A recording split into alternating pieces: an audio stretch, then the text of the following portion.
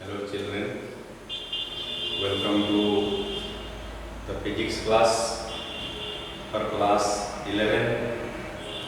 As I have written here, welcome to the physical world. We are going to learn about the physical world today. So I must welcome you to the physical world.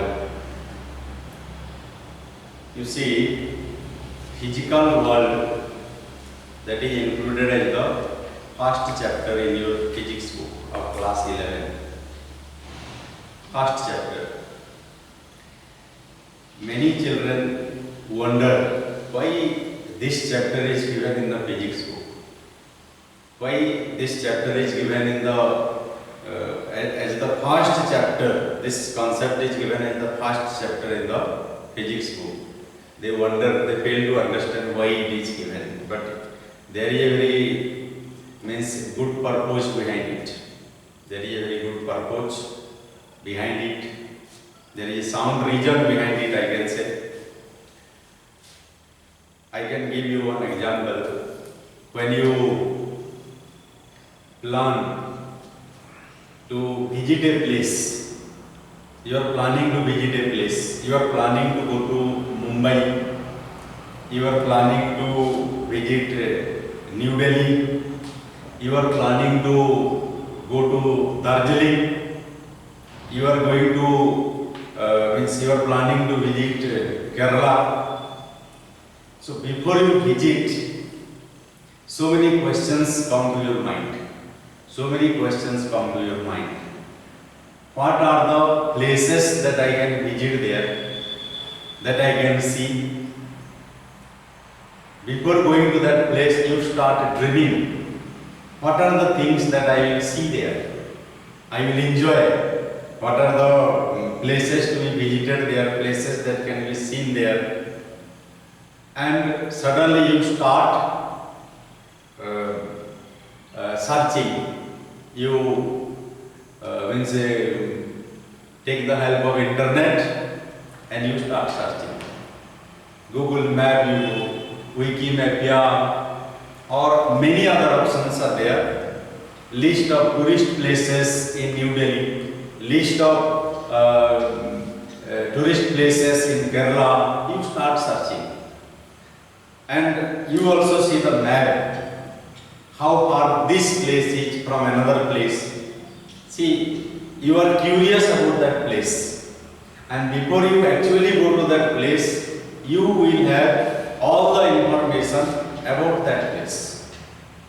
You will have all the information about that place.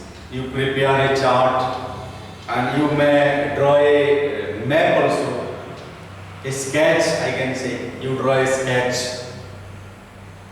And before you actually board the train or the flight to go to that place, the complete list of the chart is ready with you. And then only after going to that place, you ask the people, well, I want to go to this place, I want to go to that place, as if you know everything about that place. You don't know anything actually, you have never visited, you are visiting the place for the first time, but you talk to the people, interact with the people as if you know everything. And this is the purpose. We are visiting physical world. Think that way. You don't know anything about this subject. You are going to learn this subject for the first time, as if visiting the place for the first time. And before you start learning, you need to know what are the different things that we are going to study here. What are the different things that you find in this physical world? Because we are going to study physical world. Physical world. Physics is nothing but study of nature. The study of nature. The creator of the universe, who created that universe, has given to us this universe in two parts. Matter and energy. Matter and energy. So we are going to study that matter and energy here. But energy is existing in different forms. Energy is existing in different forms. Different processes are taking place in this physical world. Different phenomena are taking place, are happening every day in this physical world. So as I told you, what are the place that I can visit there? What are the different temples, churches, mosques, or any other places, ancient places, mythological places that I can visit there? This kind of questions come to your mind before you visit a place. So before you start learning this chapter also, this kind of questions should come to your mind. Even if it doesn't come to your mind, you need to know what are the things that we will be learning in the subject physics, what are the different phenomena, what are the different forms of energy, what are the different processes that take place in this physical world. And that is the purpose, means to give you a road map, I can say. To give you a road map. If you have understood the past chapter, the physical world very well, it is not a difficult chapter, difficult concept as such, but once you understand this chapter, you will have a clear idea about what you are going to learn here, then only you will enjoy the subject. You will say where that particular process will come. As you search, where that particular place is located, how far it will be. Here also you can say when that particular form of energy I will study, where that particular process I will get, in which chapter I will get. This kind of question will come to your mind. You will have a clear understanding about the physical world, its phenomena and the processes taking place there. So, welcome to this physical world. So children, see, human being, we are all human being. Okay? We are all human being, and by nature, human being is very much curious about things. Our mind is very much curious. I can give you one example. As soon as your teacher distributes the answer sheets in your class, as soon as your teacher distributes the answer sheets in your class, you just see the marks awarded to you, and immediately what you do? Turn to the left, turn to the right, and turn back. Because you want to know. You are curious. Even if your teacher is shouting at you, scolding you, but still you don't care. You turn to the left, you turn to the right, you turn back. Also you elongate your neck and ask somebody who is far in front of you, just to know how much mark he or she has got. Because you have a curious mind. You want to know the things. You want to know the things. And not only we show that behavior in the class, we show that behavior also when we interact with the physical world. We want to know about the things that is happening in the natural world, in the environment that we are residing, that we are living. We want to know what is happening. We want to know what is happening. What? This question always comes to us. What? Always we want to know. What is happening here? What happened? Because we have a curious mind. We have a curious mind. What? Then we again ask, once we know this answer to this question, then we start asking, why? Why it is happening? We cannot be at rest unless we get this answer. Unless we get these answers, we cannot be at rest. By nature, we have such a mind, curious mind, wants to know everything happening in the world, then how it happens? How it happens? This is our behavior. This is the tendency of human being, wants to know everything. So when we are in a classroom, we want to know what is happening in the classroom, what is happening to our friends, our classmates, how much marks they got in different subjects. See, this is our limited world. We are in a limited, confined to a small environment. That is also a physical world. So when we are inside a class, we want to know what is happening in the class. If your teacher will scold somebody who is sitting at the back, then immediately you will ask your friend who is sitting beside you, what happened? You will immediately turn back, what happened? Why sir scolded him or her? See, you want to know what happened, why it happened. And without knowing the answer, you cannot be at rest. And when we talk about a greater world, bigger size world, physical world, natural world, when you talk about, we behave in the same way. What is happening here? What happened? No, there was lightning. How lightning took place? Why it took place? See, what is happening in the greater physical world, in the nature, we want to know. And when we are in a small world, maybe we will be able to know completely about it. But when we are interacting with a world of greater size, we are in the universe. You are in the classroom. The classroom is in a village, and the village is in a district. The district is in a state. The state is inside a country. The country is inside one continent. The continent is on the globe, and this globe is also a part of solar system. Solar system is part of again some galaxy. Galaxy is part of again universe. Maybe universe will be part of something else. We don't have that answer. But see, we don't have that answer. That is the limit of our knowledge. But we cannot say that is the end of the knowledge. That is the end of the system. We cannot say.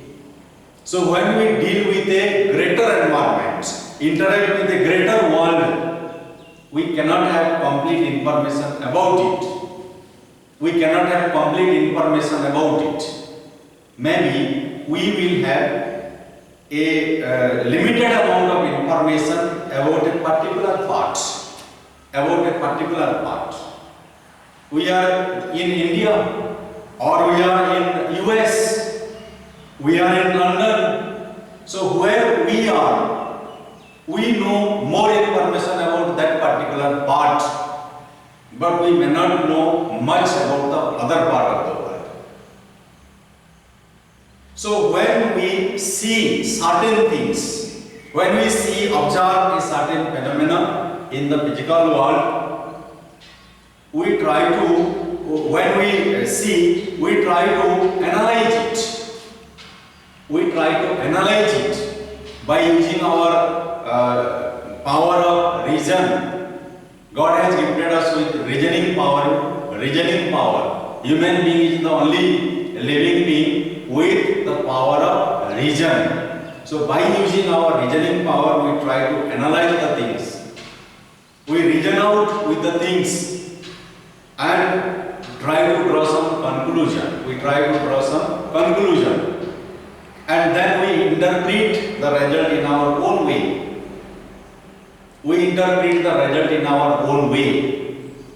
But sometimes our interpretation may be correct,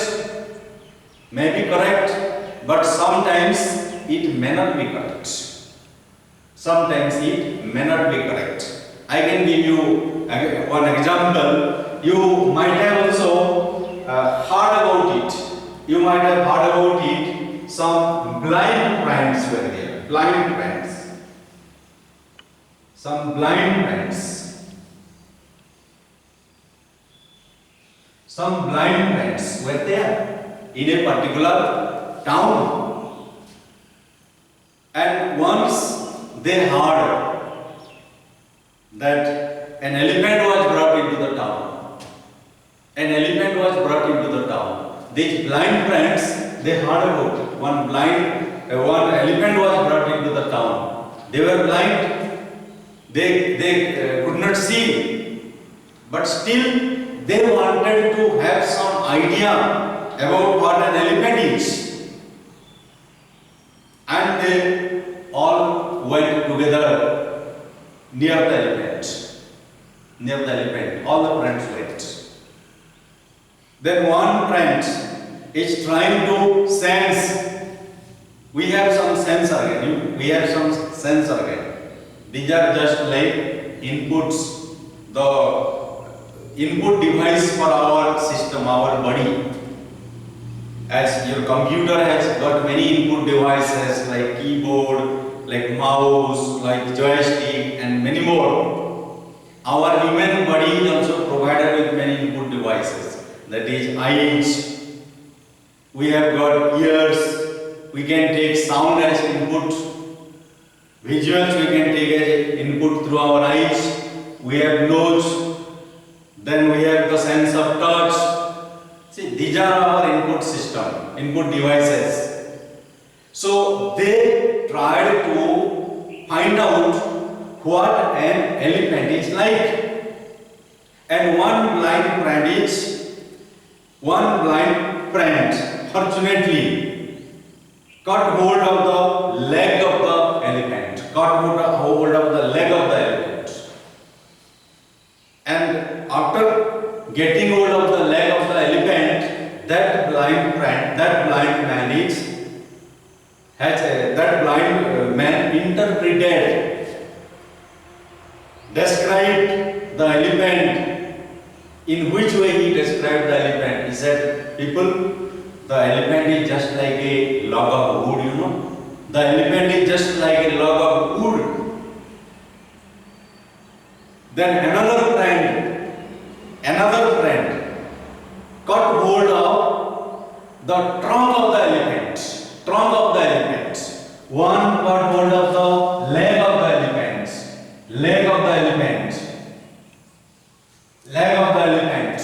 And he said, elephant is like a log of wood.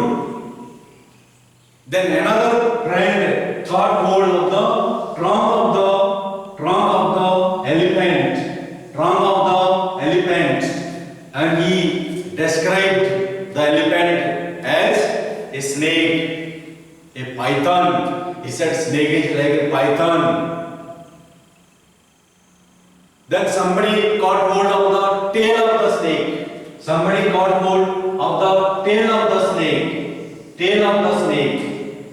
Elephant. Tail of the elephant. And he is saying, people, the elephant is like a rope. And another blind friend got hold of the side of the body of the elephant. And he is saying, elephant is like a wall. And another one got hold of the tusk of it. And he is saying the elephant is maybe like a sword, or it may be like stick, whatever you say. So this is their description. Blind people, they are describing an elephant by using the limited experience that they gain by touching it, by sensing it. They have no idea about the complete elephant because they are not able to see. And human beings, you imagine that you are one of the like them, and the whole universe is the element. Whole universe is the element. It is not possible for a human being to see the entire universe at a time. It is not possible. So what we are doing actually, we are observing the phenomena that is happening in the universe, but we are not able to see the entire universe or all the phenomena taking place in the entire universe at a time. But we are seeing just a limited part of it. We are able to see only a limited phenomena that is taking place in the universe, and by using our power of reason, we are interpreting the things. We are interpreting the things just as they did. So sometimes what happens? What this man said, that is partially true, not fully true, that is partially true. What the other man interpreted, also that is partially true. And what this person interpreted, also it is partially true. Whatever they said, it is not fully true, it is partially true. Now if you combine the description of all the blind friends, if you combine the description of all the blind friends who had gone to see the elephant, then you will get a complete picture. You will get a complete picture of what an elephant is. So for that, what we did, he collected some information. One blind friend collected some information, gave to us. Another person collected some information, gave to us. Another person collected some information and gave to us. And what we did, we organized it. We arranged it in a systematic manner. You arrange the description of all the people in a systematic way, in a reasonable order, and that will give you the description of an elephant. Then you will say an elephant is a very big animal. An elephant is a very big animal, and it has one part. It has one part which is like a python. And it has got another part which is like a log of wood. It has got another part which is like a rope. It has got another part which is like wall, and it has got another part which is like a spear. So part by part description we are arranging, we are combining together. And then only we get the complete description of the elephant.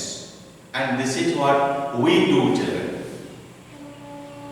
You see, our scientists are there. Very great scientists are there. And different scientists have given different theories, and they have made different, they have understood the laws of nature in different ways. But whatever they said, whatever a particular scientist said, it is not fully true.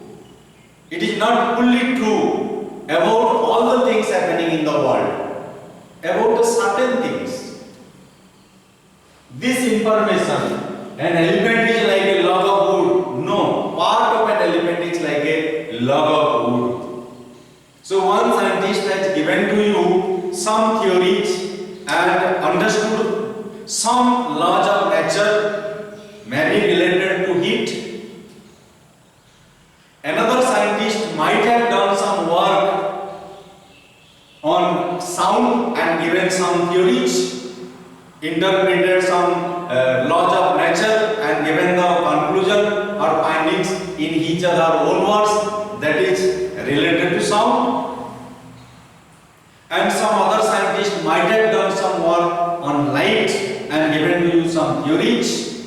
And now you see, when all these, the theories on heat, the theories and laws on light, the theories and laws on sound, the theories and laws on work, the theories and laws on energy, whatever things were given to us by our scientists. When we organize them in a systematic order, that will give you the description of the physical world, the description of the phenomena that is taking place in the physical world, and we say that is science. And as we say, the complete description of the elements, when you combine the description of all the blind friends and made a single document, single description, that becomes the description of an element. So similarly, when we combine all the theories and laws given to us by our the forerunners in this field, you say forefathers, the great scientists, when you combine all this knowledge in a systematic order, that knowledge becomes science. That knowledge becomes science. But we do not have, no person in the world has complete knowledge about all the phenomena that are taking place in the entire universe. But there are people who are expert in different parts, in different fields. Especially, I am interested. I am interested in the phenomena related to light. Related to light, whatever things are happening in the world, I am very much interested. So I will do more and more work on it. Then I will give you some theories, and I will interpret the laws of nature in my own way. Somebody else may do the same, but not on light. Somebody is very much interested in the sound. Then they can do some work on the sound and do the same. But that will also be a part of the subject called science. What I did also, that will also be a part of the subject that is called science. And this is how the knowledge is developing generation after generation. The knowledge is building up generation after generation. Maybe the things or the knowledge which should come in serial number 1 may not be discovered by us, may not be understood by us.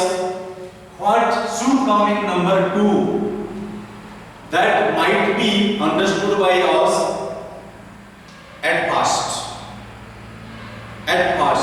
But you see, the knowledge which comes in order in the second place in the order, that might be understood first.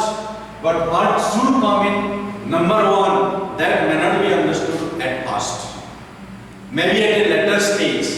So if something was discovered, something was understood at a later stage, it doesn't mean that it will be listed at a later place.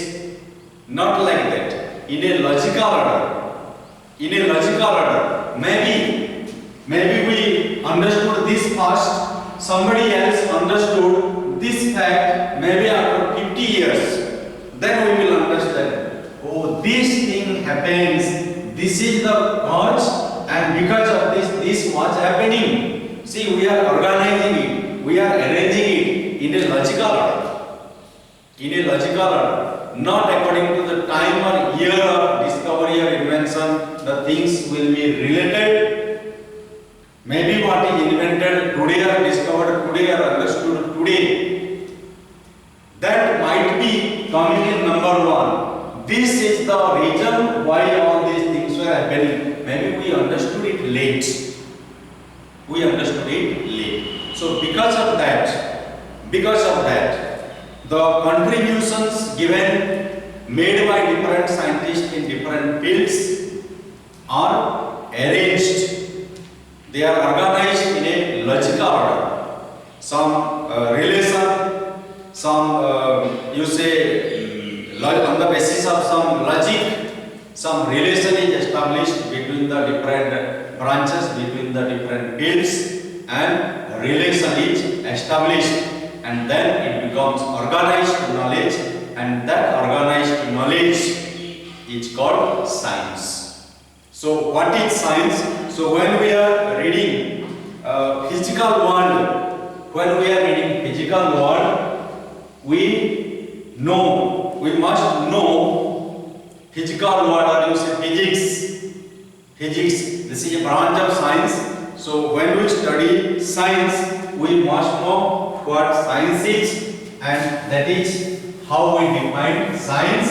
Science is nothing but organized knowledge. Organized knowledge.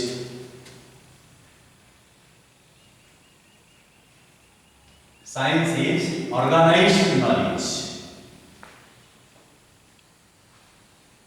Organized knowledge.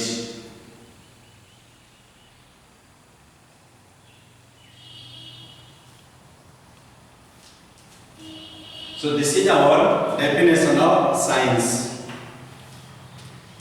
So then we can say how these scientists have given to us the theories, understood the laws, what is the process to do it. If you think about thousands of years back, 2000 years back, there were many philosophers, and certain things were said by the philosophers, and those things are even true till now. Natural philosophy, there were some thinkers, they were thinking so much about the world, about the happenings in the world, about the phenomena taking place in the world. There were Aristotle, you have heard the name Aristotle. So they were philosophers, and they were observing the happenings, observing the phenomena taking place in the world, and by using the logic, whatever logical capacity they had, whatever reasoning power they had, by using that, they were interpreting the phenomena, they were interpreting the happenings in their own way, and those interpretations were acceptable to the people were accepting it. But sometimes some of the interpretations, some of the philosophy given by philosophers have been wrong also. You might have heard some, I am not going to mention the name, some philosopher, or you say some scientist had said the earth was at the center and the sun is going round and round. The sun is revolving around the earth. Somebody had said, but don't lay the blame on that person now. There is no point in laying the blame. See, the person observed certain things, and by using the logic or the power of reason, he had interpreted the things in his own way. Now if you say elephant is like a rope, not like a rope. Elephant is not like a rope, but certain part of it was such that it made the person say it was like a rope. But if you say elephant is like a rope, people will laugh. But if you combine all the description, a new description will come out. That time you have to modify your description. Of course, either sun is going round somewhere he went wrong and he had said the sun was going around earth, but it was proved to be wrong. It was proved to be wrong. Even we studied Pluto as a planet. Pluto was a planet. But now you see it is removed from the list. It is no more a planet. See, this is what? Modification of our theory. Modification of our theory. This entire branch of science is not developed in a day, children. It is not developed in a day. It takes generation after generation. It takes generation after generation. And in one generation, whatever work is done, in the next generation, the physicists, you say, or the scientists, they start from that level. Of course, they retest the existing knowledge, revalidate the existing knowledge using their capacity of reason, using their logic. Not that Newton said something and I will accept it. This scientist, Einstein has already said this one, so on that basis I will do work. No, scientists, they don't do like that. Okay, Einstein had said this. Is it valid even now? Has it stood the test of time? Even now it is valid or not? They test the validity of the existing theory. And according to their logic, according to their understanding, if they are convinced that those theories, those laws are even valid, then they take that existing theory or law as base and then they again build of new knowledge on that. In the next generation again, the next generation, the new people will come, they will not accept the existing theories as it is. Blindly they will not accept. By using their own logic, once again they will check, they will test the validity of the existing theories and the existing findings on the nature's laws. And if they are convinced that they are valid even till now, they are true in all situations, then they will use those existing theories and laws as a base, and then they will build up the knowledge of science. So this is how things are happening. This is how things are happening and how the science is built up. So all the scientists, now you see all the scientists, when they observe, when they study something, some aspect of nature, they follow a certain method. Philosophers, you see, philosophers, where the philosophy of many philosophers have gone wrong because they were not following the scientific method. They were not following the scientific method. But in the modern situation, you see, in the modern situation, in the modern world, now to understand a certain phenomena in that takes place in the nature, we need to follow the scientific method. We have to follow some scientific method. So there is a scientific method to understand the laws of nature. Things are happening. See, things are always happening according to a particular pattern, according to a particular order. According to a particular pattern, according to a particular order, according to some laws. According to some laws. If you think about the laws which are made to regulate, to control the people in the society, because people are always going in the left hand side. People are always going in the left hand side because they are obeying some laws. Otherwise, people can go in any direction if there will be no laws then. And here also in the nature also there is some law. There is some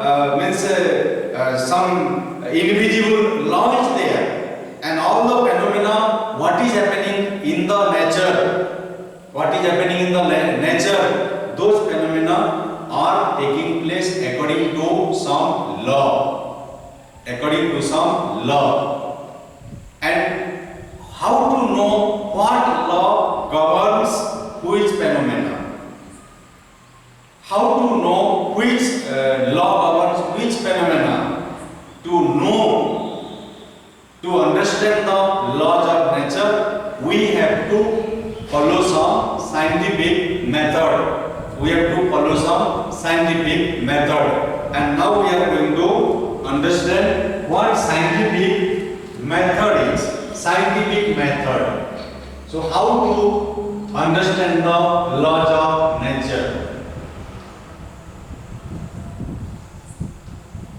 Scientific method.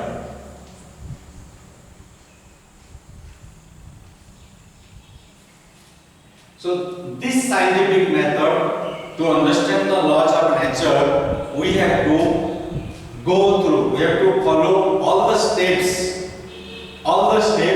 which are involved in a scientific method. So certain steps are involved. The first step in a scientific method is observation.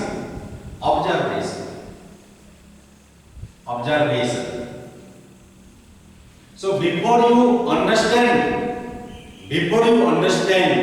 the laws of nature, before you understand a certain law of nature, to understand a particular phenomenon, what is happening in the nature, you have to observe first. Without observation, how you will observe? You use the input devices that your body has. Our sense organs are our input devices. So by using any or few or even all of our sense organs, we have to sense what is happening. We have to observe. By using our sense organs, which are so-called our input devices, we have to sense the phenomena, we have to sense the happening, and that is what we say observe. If you take the example or remember the story of Newton, what he did, he observed, he was sitting and he saw that apple fell from the branch of a tree, fell down. So he observed, you have to see. And suddenly he started thinking, it is coming here, why? Why did not go here? Why did not go there? Why the apple did not go up? Why the apple did not go down? Why it came down? Why it did not go to the left, did not go to the right, or did not go up? Started, see, he observed. Then after observing what to do? This has happened in the nature. So whatever is happening in the nature, we have to observe, and after observation, we need to do it in a controlled environment. We need to do it in a controlled environment. And that is called controlled experiment. That is what we say, children. That is called controlled experiment. So the next step in the scientific method is controlled experiment.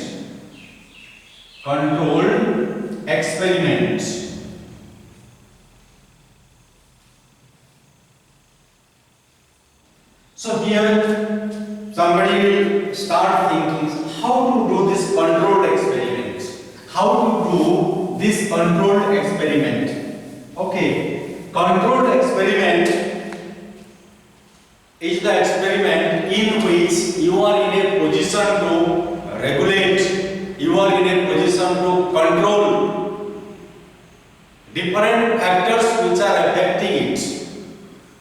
In a controlled environment, in a regulated environment, you conduct that experiment. You take a small plant you take, or model, whatever you say, and it has got apples,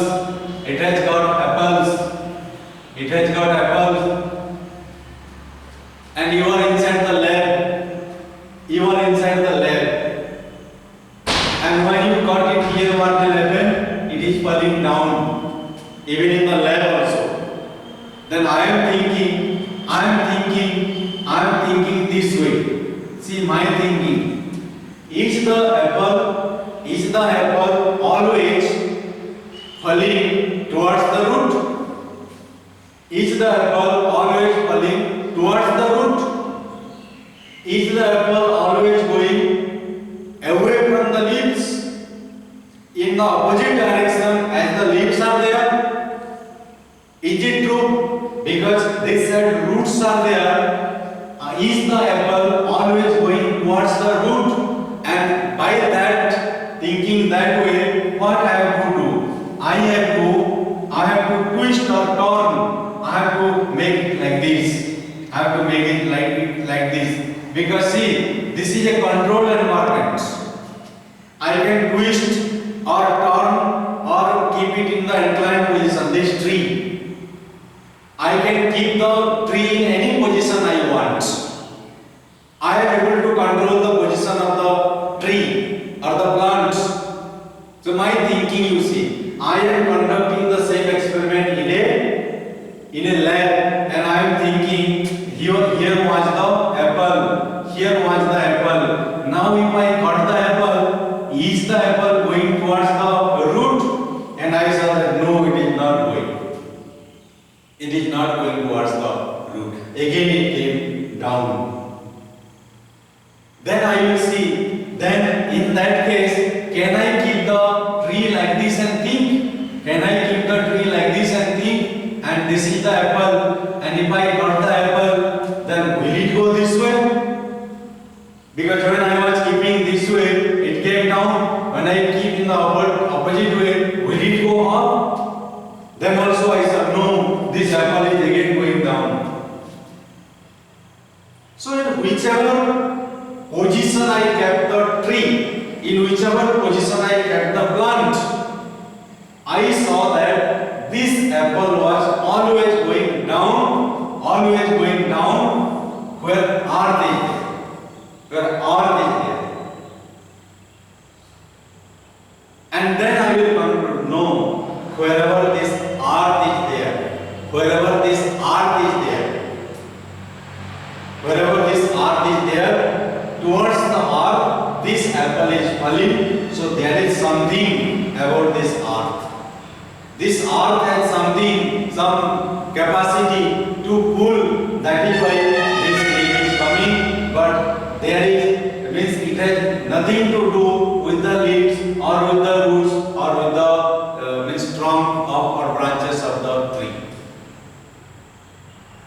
So this is how to do experiment, controlled experiment. Water is flowing, children. Water is flowing. You saw that water is flowing. So where water is flowing, you are sitting on the veranda and you saw that water is flowing in the field. This way water is flowing. So it is going from, maybe it is going from west to east. Water is flowing west to east. Then you take some device, you take some container, or you make some tank or whatever also, and you go to the lab with some container or with some drum, and then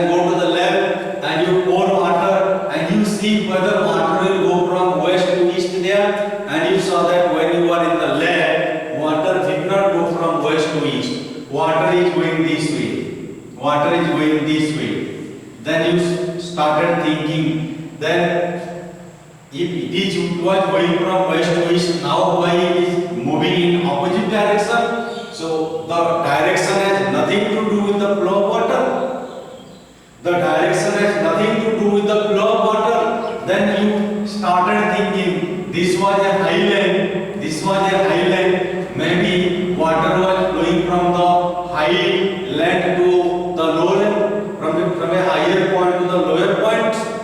Then go and do the same thing in the lab. In the lab you do the same thing and you pour the water here and you see what will happen. Water will start flowing from higher level to the lower level. Then what you need to do? Of course, then what you do? You increase the height here and make the height low here and you pour water here and you will be happy to see that water is really flowing from higher level to lower level. This is the experiment you are doing in a controlled environment because you are able to raise the height of some place. You are able to lower the height of some place, changing the height of different points, and you are conducting the experiment. That is called the controlled experiment. So controlled experiment stage is over. Once controlled experiment stage is over, then what we need to do? Our next step in the scientific method is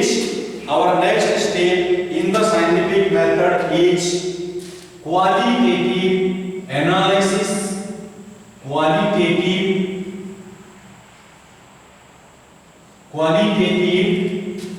analysis. Qualitative analysis or qualitative reasoning. Qualitative reasoning. So controlled experiment is over, then qualitative analysis, qualitative reasoning. So qualitative reasoning, in qualitative reasoning we will try to understand. We will apply our power of reason, our reasoning capacity, our logical thinking we will apply, and we will find out what are the factors affecting it. What are the factors affecting it? This phenomena has taken place.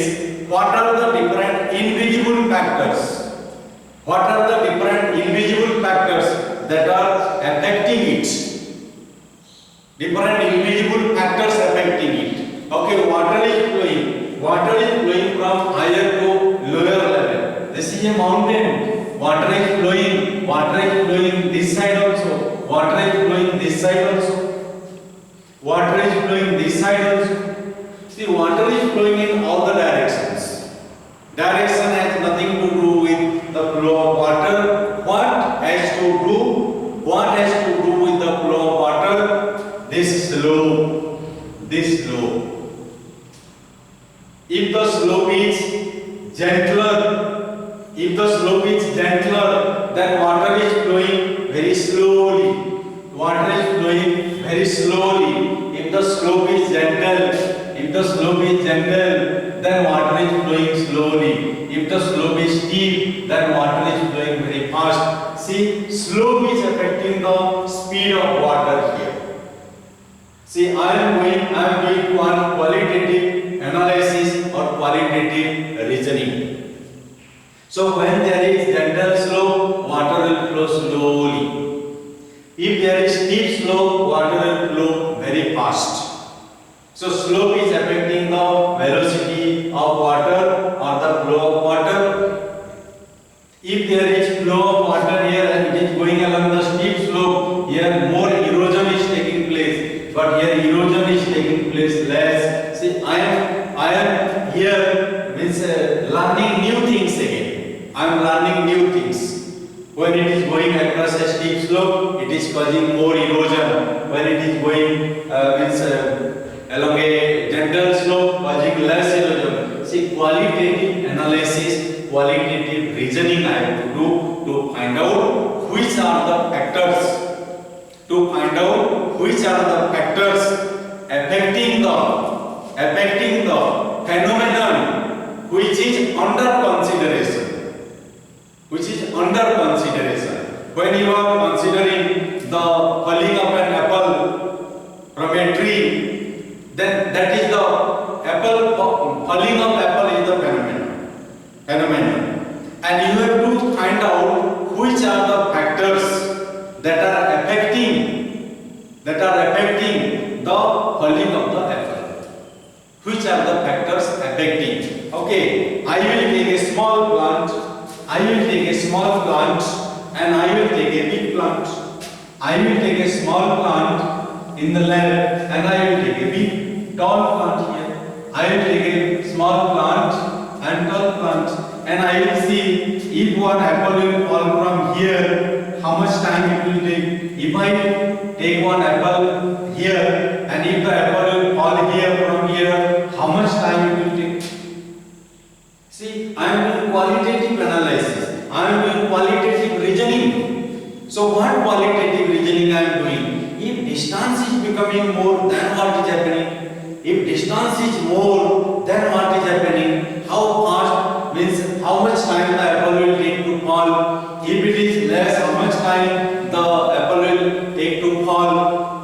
If I take another bigger apple here, another bigger apple is there, and if both the apple I will cut at the same time, then I have to see both will reach at the same time, or heavy one will fall fast and this lighter one will fall late. See, this is my qualitative reasoning, qualitative analysis. So don't think how I will do, how this qualitative reasoning and qualitative analysis I will do. I am saying you don't do it. I am not doing that. So while you are thinking how I will do it is hard, I say those who have become the scientists, they do this, and as you know children, to understand a very small thing, a scientist needs to spend the whole life also. It is not a matter of 1 day or 2 days. The qualitative analysis or qualitative reasoning work will not finish in a day or 2. It may take the whole life also. It may take 40 or 50 years also. This observation, control experiment, analysis and reasoning, it may take even 30-40 years for a single person. So whole life the person is dedicating, spending to understand a very small phenomena that is taking place in the nature. But I say this is the step, these are the steps, this is the scientific method. We are students. Don't think how I will do it in the lab. Your teacher will not tell you to do this qualitative reasoning or analysis in the school lab. In case you wish to be a scientist, you wish to understand the different natural phenomena taking place in the nature, of course you have to go through this process. So this is not a process that finishes within a day or 2. It takes even years together, or even the entire life of a person. So this is all about qualitative reasoning or qualitative analysis. So qualitative analysis means you need to find out which are the factors that affect the phenomenon which is under consideration, that we are considering. So this is the qualitative reasoning. Then I will move to the next level, the next step of scientific method, that is called quantitative reasoning.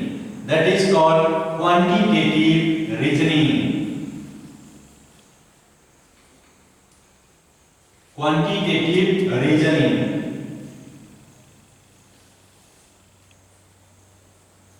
So after completing the qualitative reasoning, we will move to the quantitative reasoning. In qualitative reasoning, what we learned in qualitative reasoning, we found out which are the factors that are affecting the phenomenon, even phenomenon under consideration. You find the factors. Which are the factors affecting the given phenomenon? The phenomenon under consideration. But in quantitative reasoning, we have to find out how much the factors are affecting. Quantity you have to find. Of course, you understood that some there are factors X and Y. These two things are affecting. These two things are affecting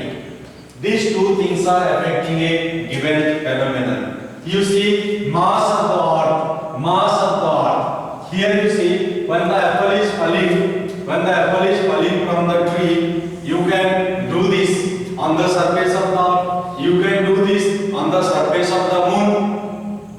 You can take this same model and go to the surface of the moon and you conduct it and you find out how much time this apple will take to fall here to reach the ground. You do the same thing on the surface of the moon. And you will see that it will take more time or it may take less time, whatever, but it may not be same. Then you will conclude, no, in case of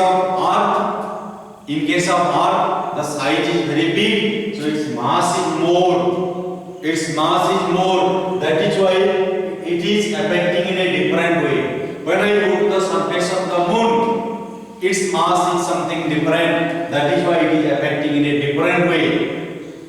If you conduct the experiment exactly on the surface of the earth, then it may take some time T1 to reach this level.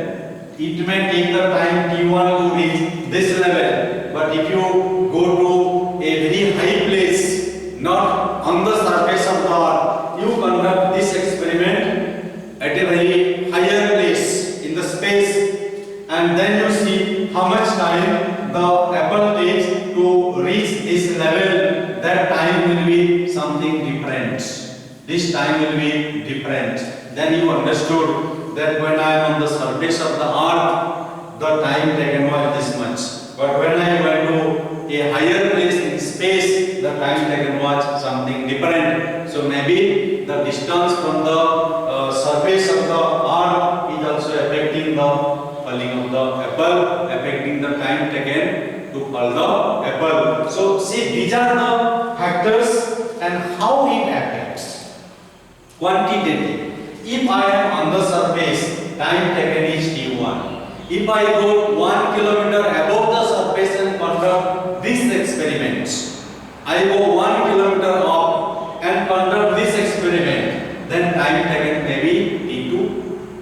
If I go to again 5 kilometer up, then time taken by the apple to fall this distance as this much distance. Don't say from here to the surface of the earth, from this level to this level as distance. To cover the distance as, it may take time T3. If you go to 50 kilometer up and then you conduct this experiment, then this time taken as maybe T4, so time is going on changing. So what is the change in the timing? Quantitative reasoning you do. How the quantity is affected, how the time taken to fall is getting changed. That is quantitative analysis. So which are the factors affecting and how they are affecting, or how much is the effect, how much they are affecting. So that is about the qualitative analysis. Then we move to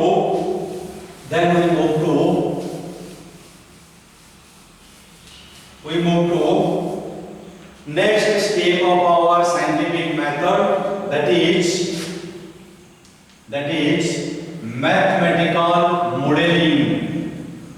Mathematical modeling. That is called mathematical modeling.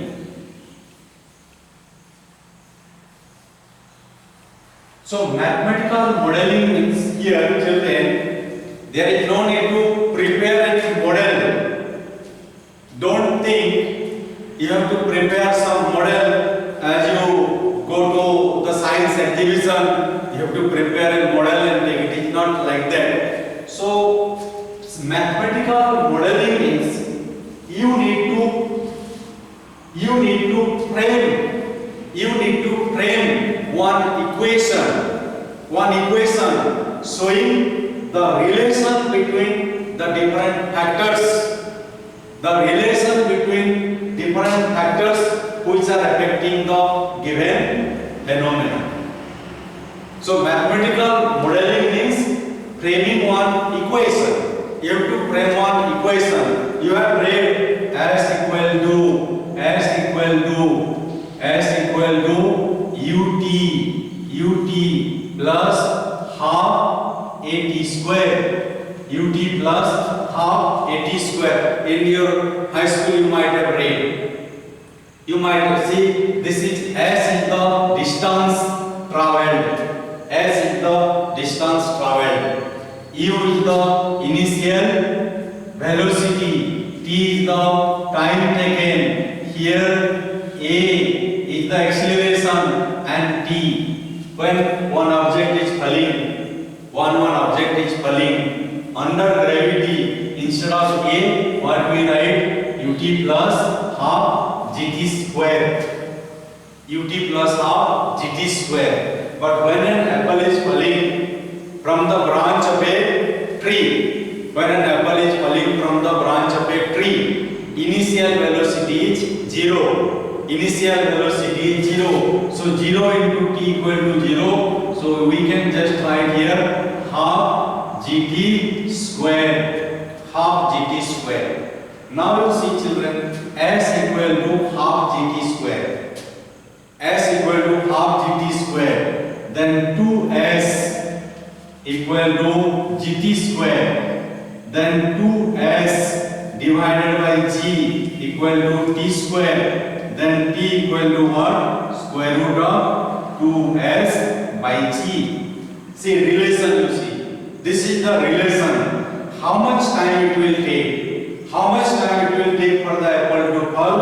It depends upon the distance.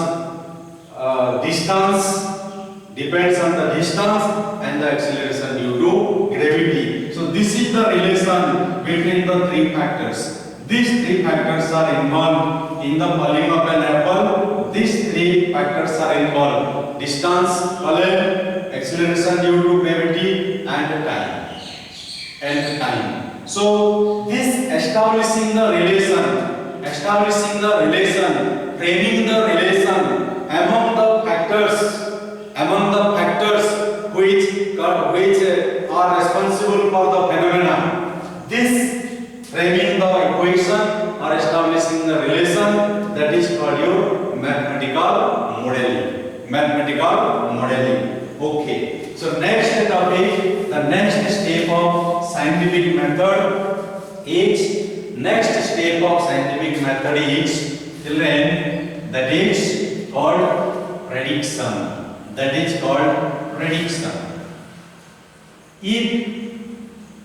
Prediction. So your formula is ready. T equal to 2s by g square root. Your mathematical modeling is ready. Now you will predict. What you will predict? If you drop an object from a height of 500 meter, if you drop an object from a height s is the distance, from a height of 500 meter, acceleration due to gravity on the earth surface is 9.8. You can calculate you can say if you drop an object from a height of 500 meter, it will take this much time to reach the ground. It will take this much time to reach the ground. This is the prediction that you will give to others. Then others will say, yes, is it true? What you say is true. Then you will say, you do and see. Then you do and see. Then when they did and they saw, it was perfectly correct. Your answer was perfectly correct. Then they will ask you, if we drop it from a height of 5 kilometers, how much time it will take? If we drop it from a height of 5 kilometers, how much time it will take? Then you use your relation and you tell them, people, it will take this much time, this much second. Then when they conduct the experiment, really it is happening. Really it is happening. You are asking, here you see, here is one enemy aeroplane. Here is one enemy aeroplane is there. Enemy aeroplane is there. Enemy aeroplane is there. And you want to shoot from the ground. You want to shoot from the ground. You want to shoot it from the ground. Then you have to apply. You have to apply certain relation, and you have to say, you have to apply certain relation and say that if I shoot this, I will leave the missile now. It will take how much time? It will take this much time. And by that time aeroplane will come here. You have to calculate how much time my missile will take, how much time this aeroplane will take. You have to calculate. You have to calculate and see that distance traveled by the missile in the time t should be equal to distance traveled by the aeroplane in the time t. Then only it will go and exactly hit. Then you say you leave the missile at this time, then only your aeroplane will be destroyed. So if really the aeroplane is destroyed, your prediction is correct. But if your modeling, mathematical modeling is not correct, if your relation is not correct, what will happen? Your missile will go away, after that only aeroplane will come. Or aeroplane will pass away, then only missile will go. But that means your prediction went wrong. Your prediction went wrong. So in case your prediction is correct, then we say that the theory or the modeling, mathematical modeling, whatever you have given, that is verified, or if it is not, it is falsified. So we say verification or falsification. We say falsification. So there are certain means mathematical theories given by scientists. Those theories were true, holding true for some time, but in the test of time they could not remain valid. They became falsified also. That means there are some theories which are true in all situations. There are some theories which are true in all situations, but there are some theories which are true in some situations and false in another situation. So whatever a scientist has said, we cannot say that it is fully correct. So there is no final theory in science. Remember children, there is no final theory in science. What the scientist, what Einstein said, what Newton has said, till now they are true, but you cannot say they are absolutely true, they will never be false. It is not like that. Maybe time will come, somebody will prove that those theories are even wrong. So, verification and falsification. So, as long as the theories are true, we say that the theories are verified till today. We will not say forever. In case it became false in a given situation, again we need to conduct experiments where it went wrong, why it went wrong, to develop the new theory. So science is such a subject, there is no final theory in science. Nothing is final. So we, the generation after generation, that is why generation after generation, whenever they start work in a particular field, they test the validity of the existing theory, the existing system, existing equations, and if those theories stand valid, then only they use it as base and then they do the further work. But if it is falsified, if it could not be verified, then they find out which are the faults, what had gone wrong, then they modify the theory, and again they retest it, and then they build up the knowledge. So here verification or falsification. If there is falsification, then you need to go for modification. If falsification, then you need to go for modification also. So these are the different steps which are involved in the scientific method. So this was an introductory session. It was an introductory session. It is, of course, it is very easy. Once you understand it is very easy. We may not expect much mark in the examination, but of course still some marks will come, and this chapter will help you as a roadmap. This chapter will help you as a roadmap. This is also a part of your GMAN, even in your needs. Also, this is some topics. This is a topic coming under your needs syllabus also, even your GMAN also. So, as I had told you the first day, we will complete the chapter first. We will have a thorough understanding of all the topics. We will fulfill the requirement of the boards, whether it is ICSE or even any other board, NCERT curriculum, CBSE board. We will complete the curriculum. We will have a thorough understanding of the topics under the given chapter. Then we will be going to the more depth, so that we will be preparing ourselves for the NEET examination as well as for the GMANS examination. Those who are preparing for IIT, those who are preparing for the medicals, it will serve the purpose of both. Physics is such a subject which can help you in both the career building examination. So watch the video and understand all the topics very carefully. In case you have any difficulty, you can again review, you can move back, you can watch the video. Initial few chapters we don't have any numericals and all. We will have theoretical discussion. Of course, from the chapter 2 onwards, we will have a lot of numericals. So physics is a very important subject, very interesting subject. So take interest and enjoy learning physics. So have a nice day. Thank you very much.